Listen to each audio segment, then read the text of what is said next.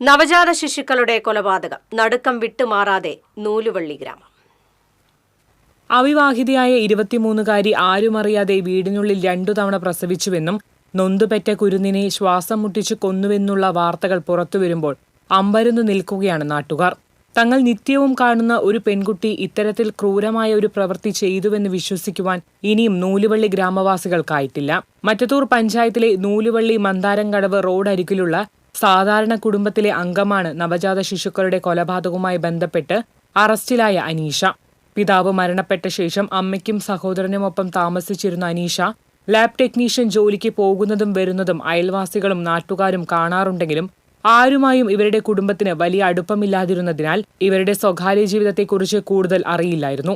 ഞായറാഴ്ച പുലർച്ചെ പോലീസ് ഇവരുടെ വീട്ടിലെത്തുകയും തുടർന്ന് മാധ്യമങ്ങളിൽ നവജാത ശിശുക്കളുടെ കൊലപാതകം സംബന്ധിച്ച് വാർത്തകൾ വരികയും ചെയ്തപ്പോഴാണ് അയൽവാസികൾ പോലും കാര്യങ്ങൾ അറിഞ്ഞത്. TCV news, Kodakara.